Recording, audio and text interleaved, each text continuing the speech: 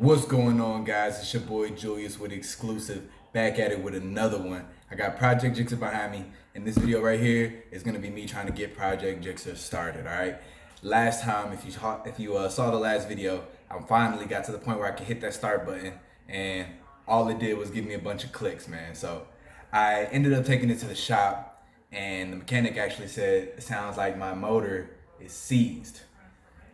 That's not good for my heart, man. I didn't want to hear it, and I hope it's not. I don't see why or how it could be. They said they tested this motor before they sent it to me, but eBay's eBay. You never really know what's going on. So I'm gonna try and figure it out. So all week I'm gonna be working on this thing, just trying to get it started, man. Trying to get it out there. So I appreciate you guys for tuning in, and thanks for everybody who shot over to my Instagram at Exclusive Motors and followed. The same on my Facebook. I appreciate you guys. And if you haven't followed this channel yet, please like, subscribe, and comment on my videos, man. I really do appreciate it. And let's get to the video. So after that attempt to start the bike, we are back in the apartment with Project Gsxr. I was outside. I checked the starter. I checked the starter solenoid. I went and got the battery checked. Everything checked out. So what I did was I removed the starter gear. When I removed the starter gear, the starter spun, which it wasn't spinning.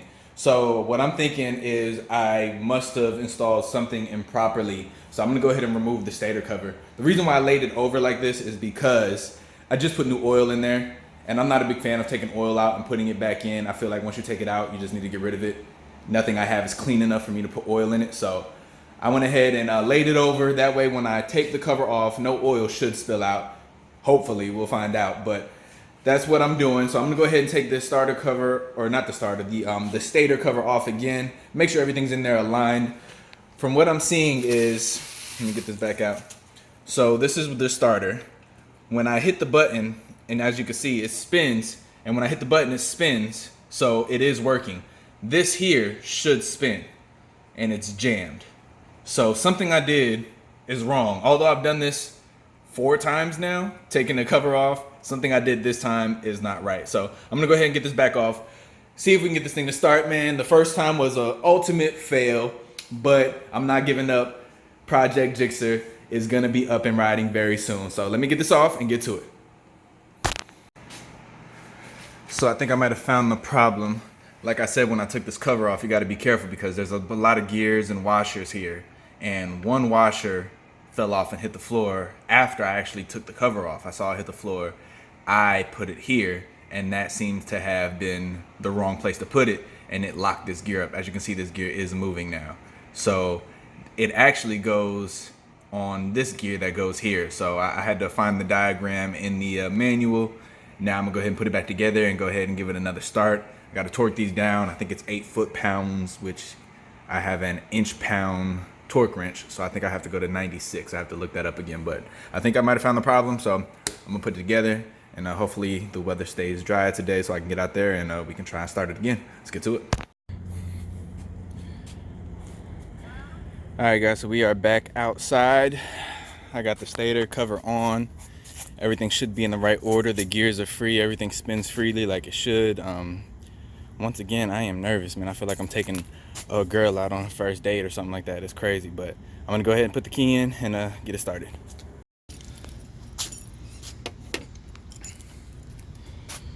All right.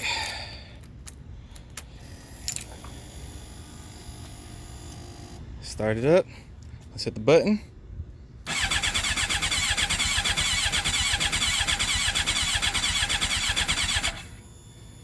No start. It's way better than the click from last time though, so let's try one more time.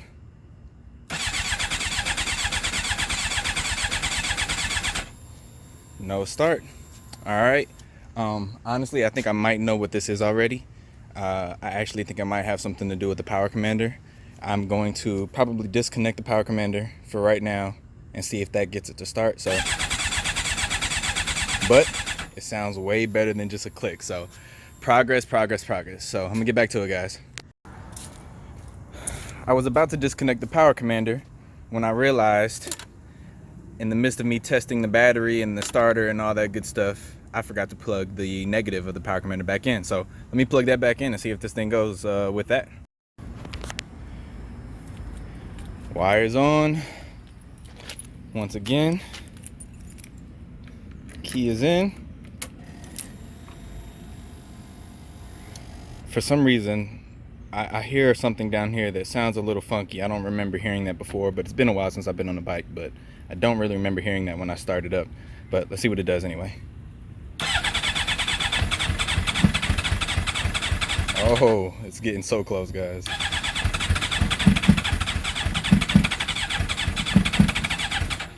So close.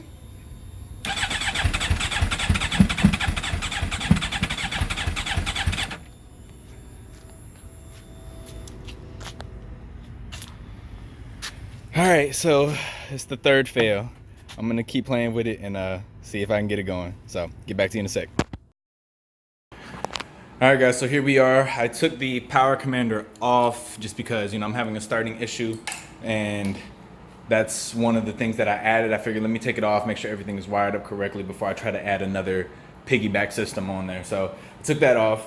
Then I started looking at my throttle bodies because I said I had a weird clicking, and I didn't remember if my bike had that clicking before. It's been a while since I've been on the bike, so I didn't remember it. I started looking at the throttle body, and I was pushing on the butterfly valves here, and they were not moving. So luckily, with all the issues that I had with trying to get those fitted, I came over here to the old one, and these move pretty easily. So what I ended up doing was spraying them down with some WD-40 and pushing on them. They actually move. When I turn the bike on, the key, they open up and close again. They adjust. So they weren't doing that before. So these things were stuck closed. So what I'm gonna do now is I'm gonna go ahead and put the airbox back on it and give it a start. It's kind of late.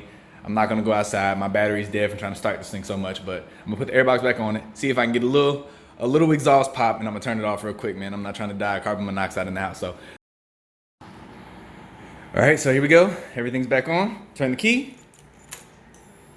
No clicking. So the clicking's gone. I knew that was weird. All right, so let's give it a go.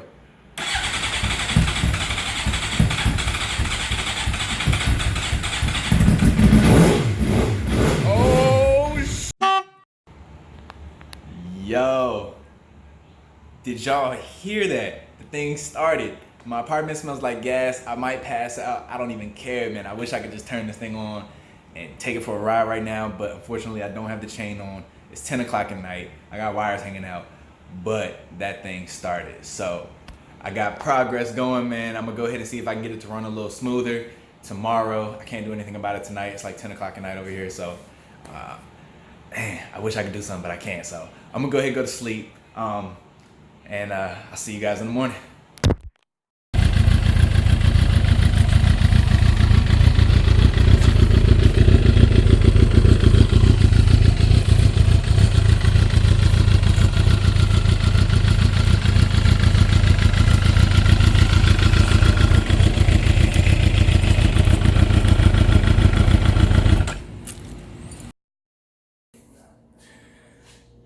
Oh man, so dumb mistake, guys. I made a dumb little major mistake. So I had the bike started, but it was running mad rough. I mean, it sounded like a cammed Camaro. It was just chugging.